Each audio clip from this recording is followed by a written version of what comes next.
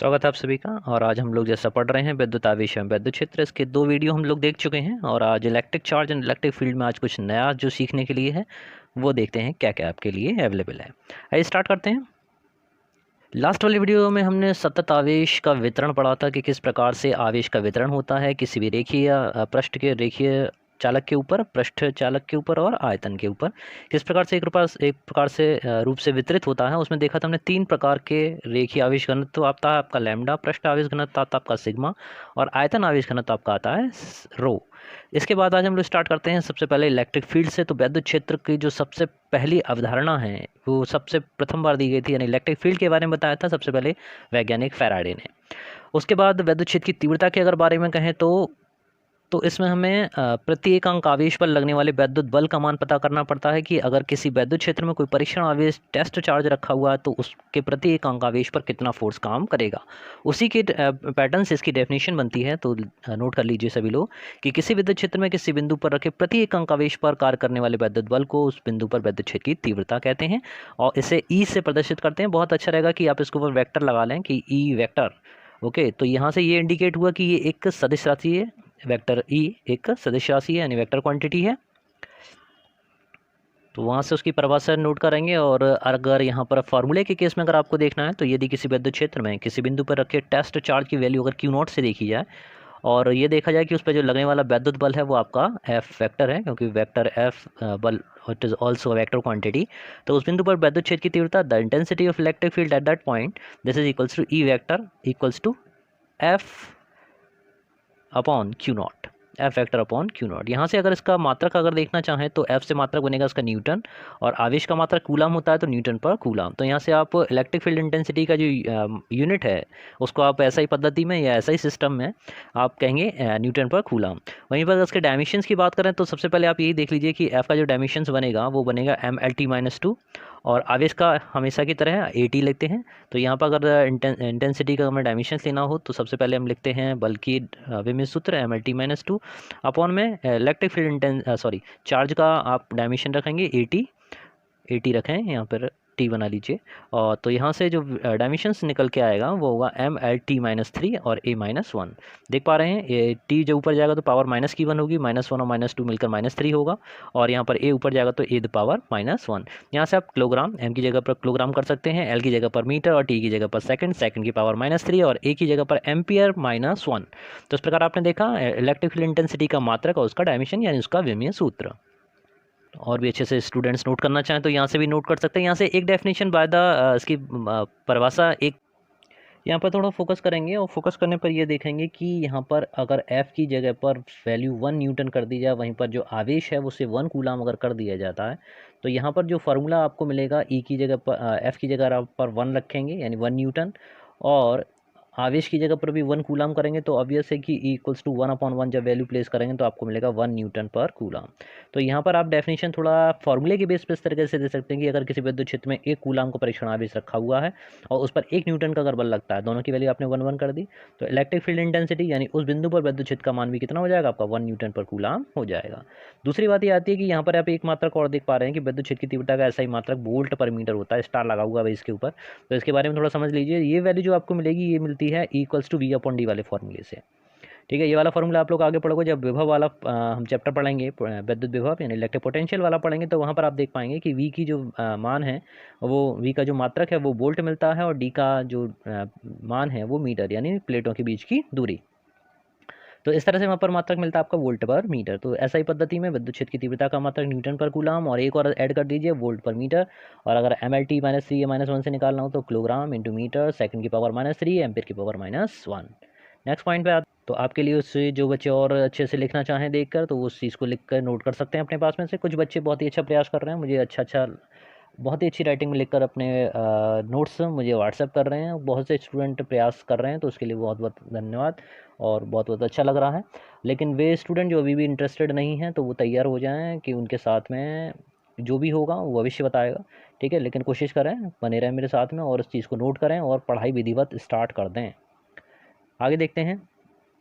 Next point जो आपके सामने लिखा हुआ दिखाई दे रहा है उस पर थोड़ा सा फोकस कर लीजिए। इसमें अब हमें एक बिंदु आवेश के द्वारा उत्पन्न विद्युत क्षेत्र की तीव्रता का मान निकालना है। ठीक है, कोई पॉइंट चार्ज रखा हुआ, मान के चलिए कोई पॉइंट चार्ज है बिंदु O और इस पर रखा हुआ है प्लस क्यू आवेश। इस प्लस क्यू आवेश से r डिस्टेंस पर यहाँ कोई पॉइंट लेना हमको P, और यहाँ P पर हमें वैद्युत क्षेत्र की तीव्रता ज्ञात करनी है। तो उसके लिए हम क्या करेंगे कि इस बिंदु P पर एक टेस्ट चार्ज मान लेंगे कि मान लीजिए कोई टेस्ट चार्ज Q0 यहाँ पर स्थित है। ठीक है, अब कूलाम का नियम क्या कहता है कि अगर दो चार्जेस एक दूसरे से r दूरी पर रखे हुए हैं तो उनके बीच में आकर्षण बल भी लग सकता है और प्रतिकर्षण बल भी लग सकता है। ये डिपेंड करता है उन आवेशों की प्रकृति के ऊपर। अगर दोनों चार्जेस समान प्रकृति के हैं, सेम नेचर के हैं, पॉजिटिव पॉजिटिव हो नेगेटिव नेगेटिव, तो उनके बीच में रिपल्शन लगेगा। और अगर अपोजिट नेचर के हैं, एक पॉजिटिव है एक नेगेटिव है, तो उनके बीच में अट्रैक्शन लगेगा। ओके, अब तो कितना लगेगा, तो यहाँ पर अगर एफ का मान आप लोग निकाल लेते हैं तो एफ इक्वल्स टू आपका वही फॉर्मूला चलेगा 1/4 एप्सिलॉन नॉट के। मान के चलिए इनके बीच में पराविद्युतांक के वाला माध्यम में स्थित है, तो q naught upon r square. Okay, ये वैल्यू आ गई आपके इन दोनों के बीच में लगने वाले बल के लिए। अब फॉर्मूला कहता है कि ई इक्वल्स टू होता है एफ अपॉन क्यू नॉट। तो एफ अपॉन क्यू नॉट का मतलब ये हो कि एफ की आप ये पूरी वाली वैल्यू प्लेस करेंगे और क्यू नॉट से यहाँ डिवाइड करेंगे। तो क्यू नॉट से जब आप यहाँ डिवाइड करेंगे तो क्यू नॉट से क्यू नॉट कैंसिल हो जाएगा, यानी इलेक्ट्रिक फील्ड इंटेंसिटी का जो फॉर्मूला आपको बचे जाएगा वो बचेगा 1/4 एप्सिलॉन नॉट के क्यू अपॉन आर स्क्वायर। समझ में आया सभी के, क्यू अपॉन आर स्क्वायर। एक बार फिर से लिख देता हूँ, इलेक्ट्रिक फील्ड ये सारी डेफिनेशन आप लिखेंगे, हेडिंग डालेंगे विद्युत आवेश के द्वारा उत्पन्न वैद्युत क्षेत्र की तीव्रता। उसके बाद फिर ये जितना भी मैटर लिखा है आप लिखेंगे, उसके बाद फिर डायग्राम बनाएंगे। चित्र में आपको वही बनाना है, जैसे जो आवेश मैंने अभी आपको बना के दिखाए थे उसको लिखेंगे। फाइनली जो फॉर्मूला आपके पास में आएगा this will be 1/4 epsilon naught के और क्यू अपॉन आर स्क्वायर। समझ में आया, क्यू नॉट से कैंसिल हो गया, तो फाइनली ये फॉर्मूला आपके पास में आ गया। इलेक्ट्रिक फील्ड इंटेंसिटी का मात्रक और डायमेंशन लिखना ना भूलिएगा।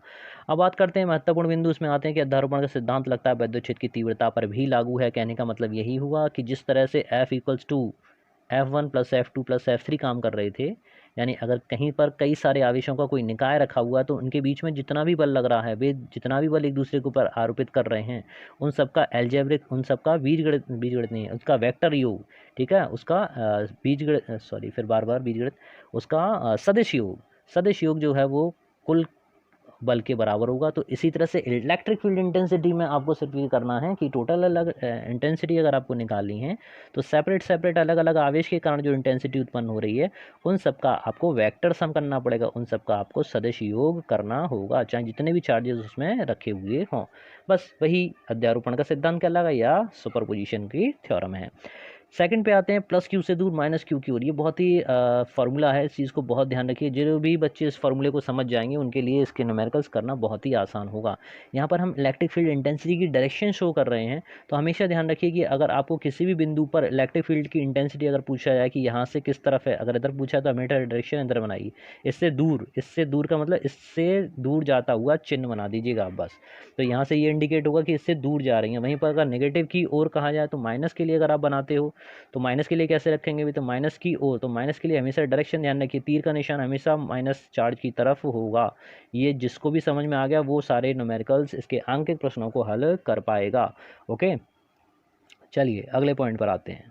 उससे पहले आप इसको भी नोट कर लीजिएगा, क्योंकि अभी जो मैंने आपको लिख के बताया ये उसी का जैसा है, तो इसको और समझ लीजिए। तो यहाँ जैसे मैंने बताया कि दो चार्जेस अगर क्यू और क्यू नॉट रखे हुए हैं तो उनके बीच में जो फोर्स काम करेगा वो होगा आपका एफ इक्वल्स, एफ के ऊपर वेक्टर लगा दीजिए, F equals to 1/4 epsilon naught के q naught upon r square. यहाँ पर जो आर यूनिट वेक्टर है ये आपको शो कर रहा है कि यहाँ पर ये वैल्यू किस तरीके से ली जानी है। ओके, तो यहाँ पर आर वेक्टर की जो वैल्यू है वो आर वेक्टर की दिशा में क्यू से क्यू नॉट की दिशा में एकांक वेक्टर है। यूनिट वेक्टर का मतलब होता है कि जिसका मैग्नीट्यूड 1 हो। ओके, तो देखते हैं आगे। इसमें इलेक्ट्रिक फील्ड इंटेंसिटी का फॉर्मूला जैसे हमने आपको बताया था शॉर्ट में, उसी तरीके से आपको भी यहाँ पर लगाना है। तो इलेक्ट्रिक फील्ड इंटेंसिटी का फॉर्मूला आप लोग लगाएंगे E equals to F vector upon q naught, और ऊपर वाली इक्वेशन से इस एफ का मान आप यहाँ पर प्लेस करेंगे। तो जब वैल्यू प्लेस करेंगे तो पूरा फैक्टर आपको ये दिखाई दिया। यहाँ पर क्यू नॉट से क्यू नॉट कैंसिल हो जाएगा, जो भी फैक्टर आपके पास में बचेगा वो वैल्यू होगी आपके पास में E vector this equals to 1/4 epsilon naught के क्यू अपॉन आर स्क्वायर, और साथ में यूनिट वेक्टर आर कैप, इस चीज़ को आप साथ में लगा दीजिए।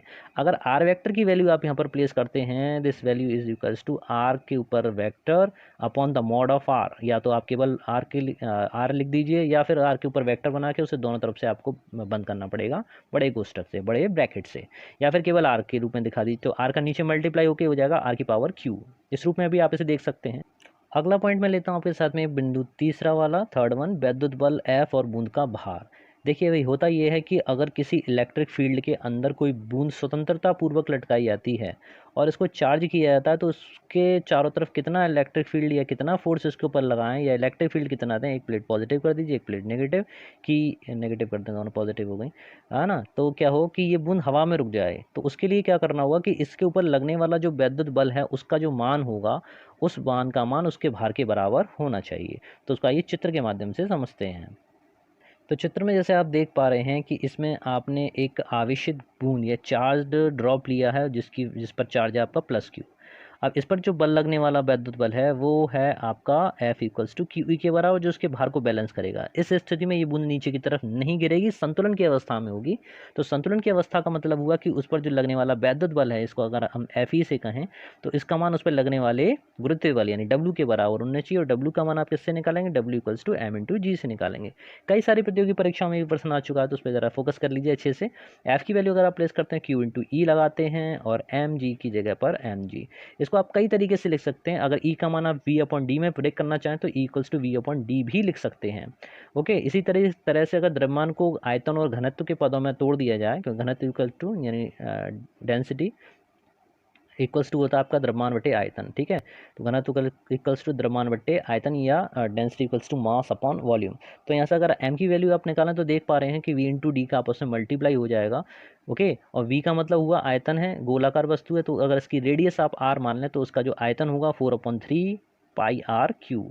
तो ये इसका आयतन आ जाएगा, साथ में रेडियस अगर गिवन कर रखी हो, रो आएगा घनत्व, और गुरुत्व त्वरण g का मान आ जाएगा। तो ये सब चीज़ें आपके पास होंगी, और आप इनमें से किसी का भी मान अगर निकलवाना चाहे तो आप इजीली उसे पता कर सकते हैं। आइए थोड़ा सा और high order thinking skill information के बारे में चलते हैं। तो अब हम यहाँ पर हाई स्किल में पढ़ने जा रहे हैं कि एक समान रूप से अगर आवेशित कोई वृत्ताकार छल रहा है, उसके कारण उसकी अक्ष पर स्थित अगर कोई बिंदु है, तो उस पर वैद्युत क्षेत्र की तीव्रता किस प्रकार ज्ञात की जाएगी। तो देख लीजिए सभी लोग ध्यान से। तो इसमें हमें पता करना है इस छल्ले के कारण, इस रिंग के कारण, जो रिंग आप देख पा रहे हैं जिसको +Q चार्ज दिया गया है इस पूरे रिंग के ऊपर। अब इस रिंग की जो रेडियस है वो है आपकी स्मॉल r से दिखाई है, और इसकी अक्ष, कई बार स्टूडेंट इसमें आप कंफ्यूज हो जाते हो, तो कंफ्यूज होने की कोई बात नहीं है। तो इसमें आपको सबसे पहले अक्ष का ध्यान करना है। अक्ष मतलब उसके सेंटर पे नहीं पूछ रहा है, केंद्र उसका O है, बिंदु O पर। अगर एक्सिस पे पूछ रहा है तो गिवन होगी आपकी x वैल्यू। तो यहाँ पर P बिंदु पर आपकी इंटेंसिटी, इलेक्ट्रिक फील्ड इंटेंसिटी का पता करना होगा।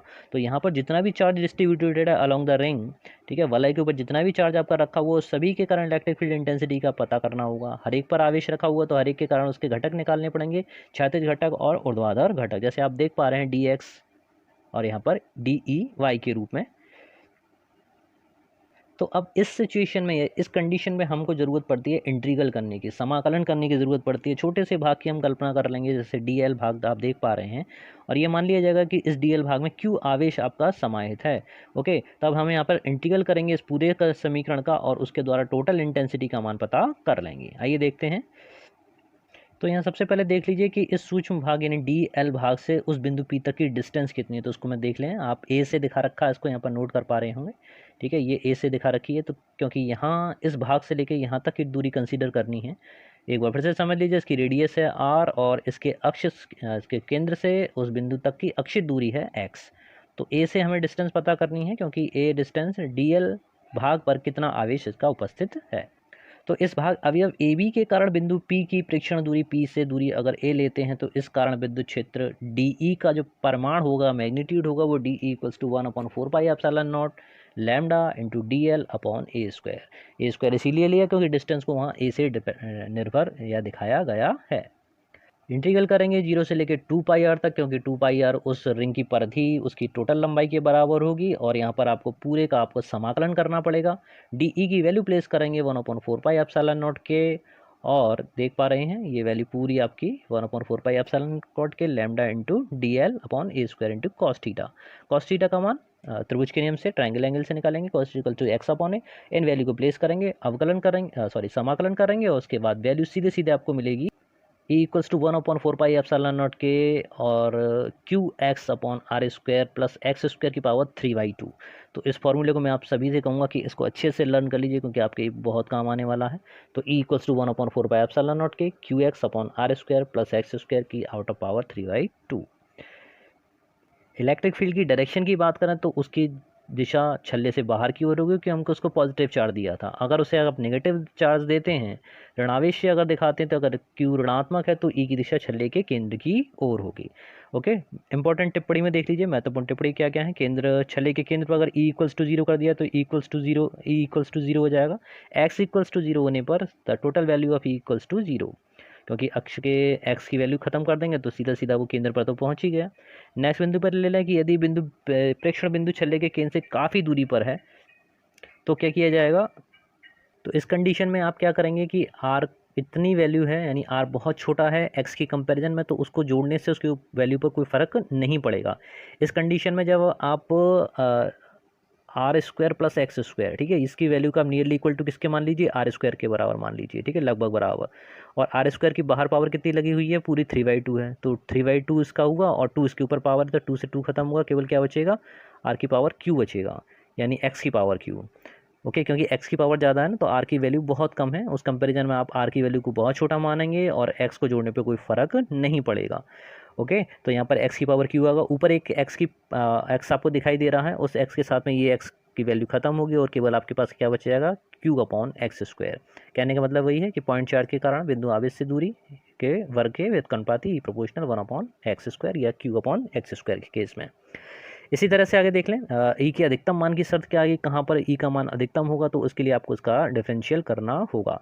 तो d E upon d x equals to 0, और समीकरण 1 में आप इसका अवकलन यानी डिफरेंशियल करके इसकी वैल्यू को 0 के बराबर आप प्लेस करेंगे, तो यहाँ से जो वैल्यू आपको प्राप्त होगी वो होगी r x equals to r upon √2। तो ये वैल्यू भी आप लोग ध्यान रखिए, कंपटीशन में इस तरीके के क्वेश्चन आपसे पूछे जाते रहें। तो आज के इस टॉपिक को, आज के इस पार्ट को यहीं पर विराम करते हैं। अगले वाले वीडियो के साथ बहुत जल्दी फिर मिलता हूँ आपके लिए। और कोशिश यही करिए, सभी बच्चों से कहिए कि सभी पार्टिसिपेट करना स्टार्ट करें, जो भी मैं कह रहा हूँ उस चीज़ को आप बिल्कुल सीरियसली लें। ओके, चलिए फिर मिलते हैं नेक्स्ट वीडियो में, तब तक के लिए जय हिंद, जय भारत, पढ़ते रहिए, पढ़ते रहिए।